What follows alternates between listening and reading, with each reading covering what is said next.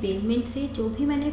इससे पहले इसमें कवर किया है इस टॉपिक पे, उसकी लिंक आपको आई बटन और नीचे डिस्क्रिप्शन बॉक्स में मिल जाएगी, तो उसे चेक करना ना भूलें। हम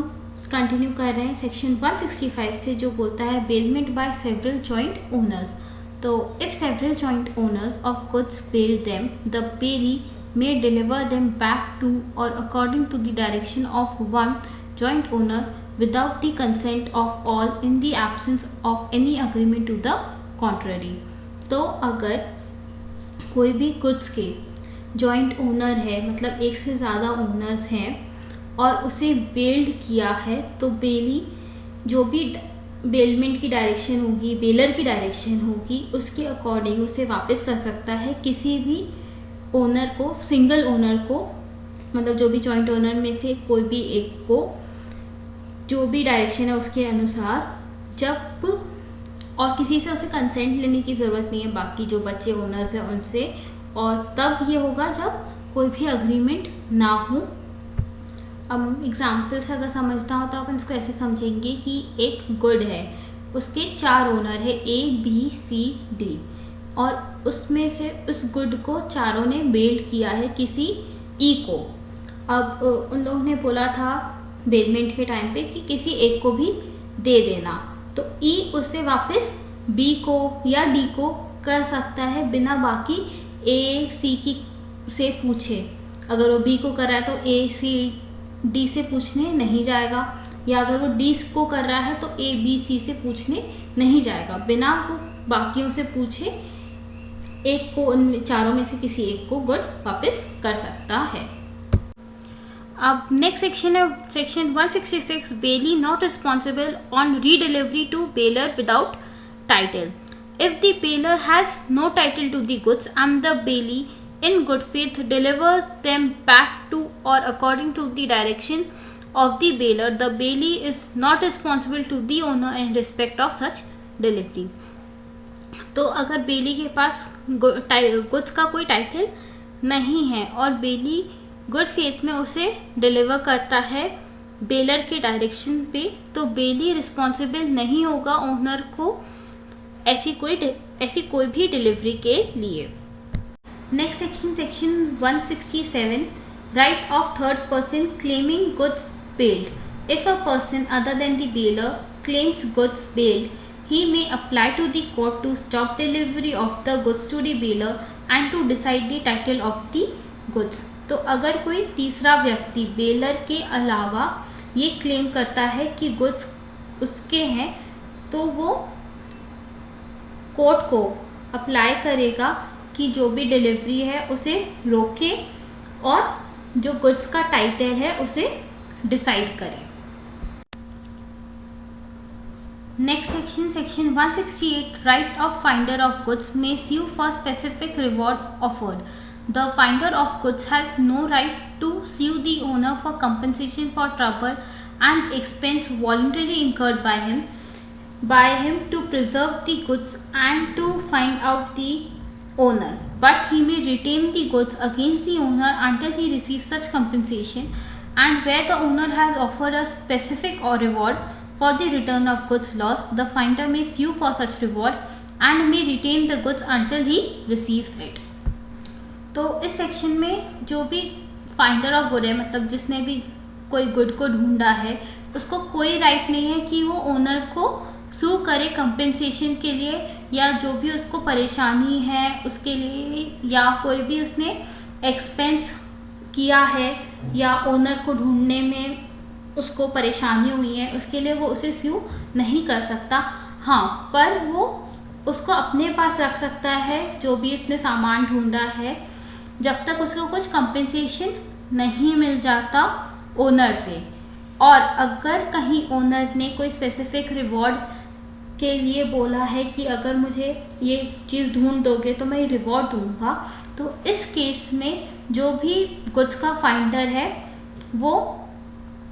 स्यू कर सकता है ऐसे रिवॉर्ड के लिए, या गुड्स को अपने पास रख सकता है जब तक उसे वो चीज़ जो भी उसको स्पेसिफाइड है रिवॉर्ड वो मिल नहीं जाता तब तक। Next section, section 169, when finder of thing commonly on sale may sell it. When a thing which is commonly the subject of sale is lost, if the owner cannot with reasonable diligence be found, or if he refuses upon demand to pay the lawful charge of the finder may sell it. 1. When the thing is in danger of perishing or of losing the greater part of its value, or 2nd, when the lawful charges of the finder in respect of the thing found amount to 2/3 of its value. तो अब अगर कोई भी चीज़ जो कि cell करने की थी वो गुम जाती है और जो उसे फाइंड करता है फाइंडर, वो ओनर को नहीं ढूंढ पाता है या ओनर को ढूंढ लेता है, तो ओनर रिफ्यूज़ करता है उसे लेने से, तो क्योंकि जो भी उसको पे जो डिमांड करता है फाइंडर लॉफुल चार्जेस के लिए, वो राज़ी नहीं होता उसका ओनर, तो तब उस केस में जो फाइंडर है उस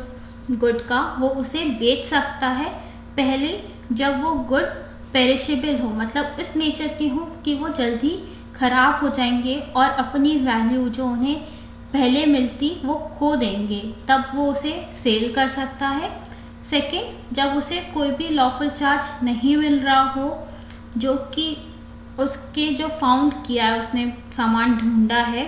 उसके अमाउंट की 2/3 वैल्यू हो, तब इन दोनों केसेस में वो उसे बेच सकता है। फाइंडर ऑफ गुड जो भी उसने ढूंढा है उस गुड को बेच सकता है। Next section 170 bailee's particular lien, where the bailee has in accordance with the purpose of the bailment rendered any service involving the exercise of labor or skill in respect of the goods bailed, he has, in the absence of a contract to the contrary, a right to retain such goods until he receives due remuneration for the services he has rendered in respect of them. तो अगर बेली कोई भी purpose के लिए जिसके लिए उसने bailment करी है, बेली कोई भी सर्विस लेता है या स्किल लेबर को लेता है बेलमेंट के पर्पस से, गुड्स जो बेल्ड हुए हैं उनके लिए, तो जब भी कोई कॉन्ट्रैक्ट नहीं होगा, कॉन्ट्रैक्ट की कमी में वो गुड्स को अपने पास रिटेन कर सकता है, अपने पास रख सकता है, जब तक उसे कोई भी रेम्यूनरेशन नहीं मिल जाती ऐसी सर्विसेज के लिए जो उसने रेंडर करी है बेलमेंट के लिए, जो भी बेल्ड गुड्स था उसके लिए, तब जब तक उसको रेम्यूनरेशन नहीं मिल जाती वो गुड्स को अपने पास रख सकता है। Example, A delivers a rough diamond to B, a jeweler, to be cut and polished, which is accordingly done.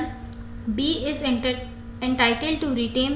the stone till he is paid for the service he has rendered. तो A deliver करता है एक diamond B को, जो कि jeweller है, कि उसको कट और पॉलिश कर दे, जो कि B के अकॉर्डिंगली हो चुका है, तो वो उसे अपने पास रखेगा जब तक ए उसकी पेमेंट नहीं कर देता। नेक्स्ट सेक्शन है section 171 general lean of bankers, factors, war fingers, attorneys and policy brokers. Bankers, factors, war fingers, attorneys of a high court and policy brokers may, in the absence of a contract to the contrary, retain as a security for a general balance of account any goods billed to them, but no other person have a right to retain as a security for such balance goods billed to them unless here is an express contract to that effect. तो जो भी banker है, factor है, war finger है, attorney general है high court के, या जो भी कोई भी पॉलिसी ब्रेकर है, वो कॉन्ट्रैक्ट के एब्सेंस में कोई भी गुड्स को एज अ सिक्योरिटी अपने पास रख सकते हैं, जो भी गुड्स बेल्ड हुए हैं उसके लिए, बट कोई और पर्सन को राइट नहीं है कि वो ऐसे कोई भी गुड को रिटेन कर ले एज सिक्योरिटी बैलेंस